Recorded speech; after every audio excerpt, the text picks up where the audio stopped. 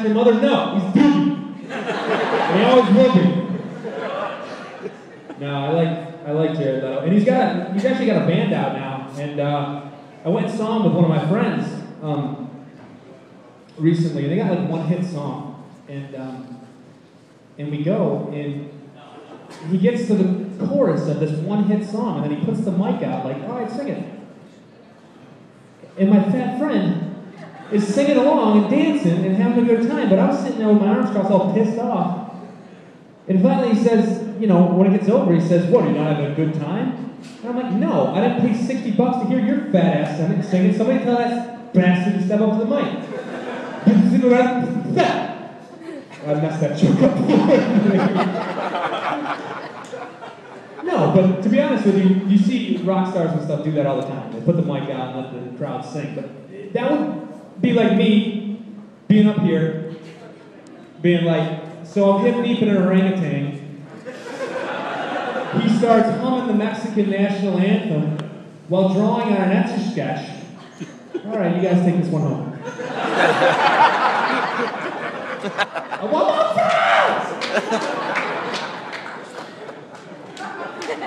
It's ridiculous. Jared Leto. Corky. In the Wonder Years. If you didn't get it, Corky, Wonder Years, and Jared Leto are 3 different 90s TV shows. What was he on?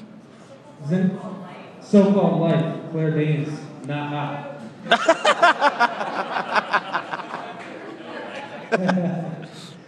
No, and but no, I moved here a couple years ago from California. Anybody from California?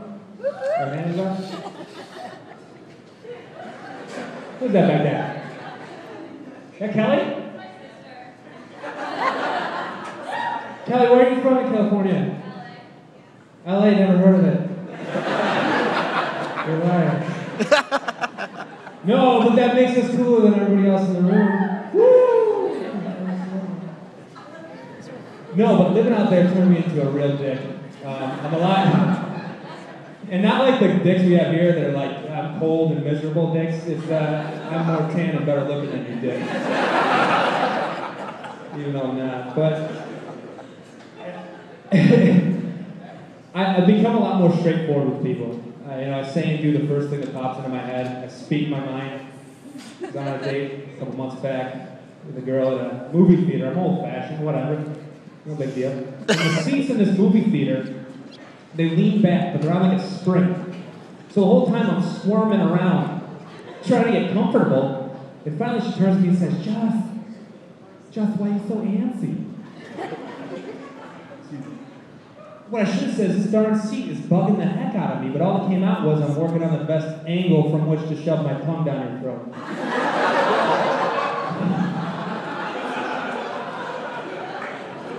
My car got towed.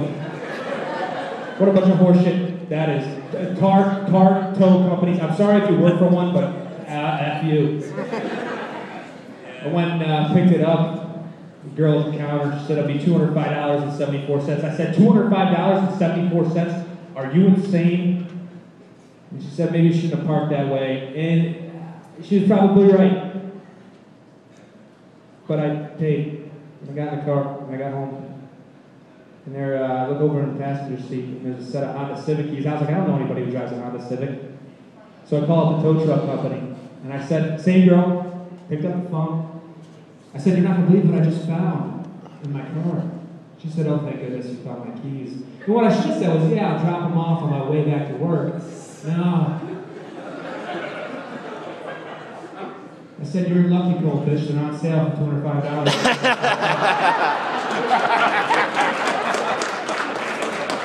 Cold bitch. Went on another date, different girl, at a haunted house. Fellas, you ever bring a girl to a haunted house? Anybody? Yes. Good idea? No, it's not. Because it's not until you bring a girl to a haunted house on a date until you realize that you are a huge pussy. A huge pussy. And this was the case. We walk in, we go in the first room. I like that. And sure enough, this guy pops out with a chainsaw. And what I should have done is just put my arm around her and let her into the next area. No. I shoved her fat ass into the room.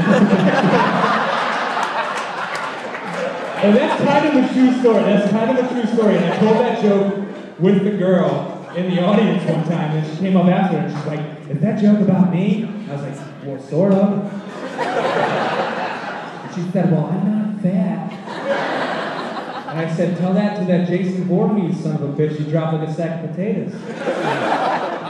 You guys don't know what Jason Voorhees is. Friday the 13th, check it out. Boom. Roasted. Had a meeting with a professor the other day, and this guy talked about sailing for 15 minutes. I could give a shit about sailing.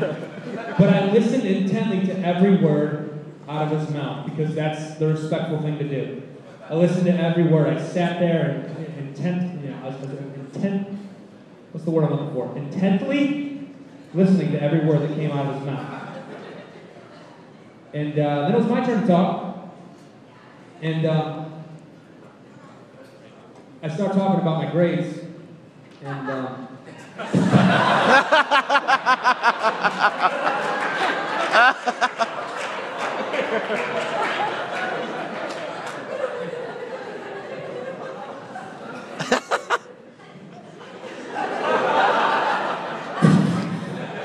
I don't even know what to say to that. Christina, that was, I can't give, like, I thought I was good with hecklers, but shit, that one cuts me to the core.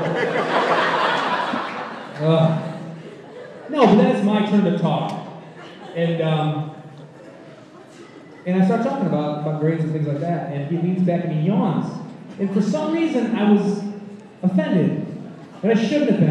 And I should have just kept continuing on with the discussion. No, I shoved my finger in his mouth and spun it around really fast. Get this. I'm gonna leave you with this. Fuck, it's a funny joke. You guys are gonna love it. I hope. No, but I'm big in the NHL now. I got big into hockey about 2 years ago with the Olympics. And so I started following the NHL, but it's no secret that the NHL is the Khloe Kardashian of the professional sports game.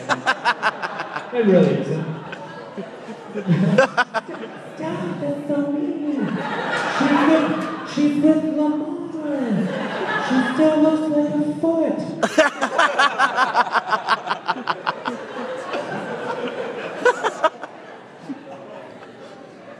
But no, and the NHL's had trouble with keeping fans and things like that. And I mean, I think we all know what it is. It's about marketing and things like that. I was down in Atlanta. They used to have a team down there until this year called the Atlanta Thrashers. And I used to go to games because I had some family down there and I loved it, but they didn't get a lot of attendance. And I gotta tell you, it's all about marketing. And for the NHL to have a team in Atlanta, Georgia is like opening a Church's Chicken in Manlius. It doesn't make any sense. And you're like, oh, that's racist. And you're probably right. You're probably right. But let's break it down. Play devil's advocate a little bit. African American folks, they get offended with the soul food stereotype.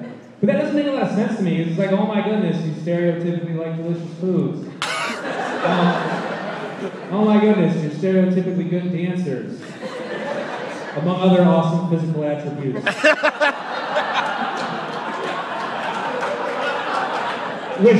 Which reminds me, if there's one part of me that's black, it's most definitely my rhythm.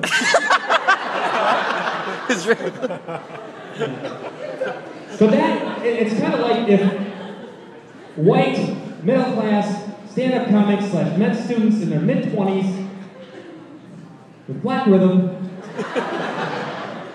stereotypically gave good hugs. And I go, yeah. They do, don't they? And I go to hug my Nana, and she says, oh, Jeff, come on in for a good one. How's that supposed to mean, old lady? How dare you assume I give good hugs? I bet you think I like sunny days. And finding $20 bills in my pocket. And when my girlfriend has popsicle dreams. Thank you guys so much. I'm Justin.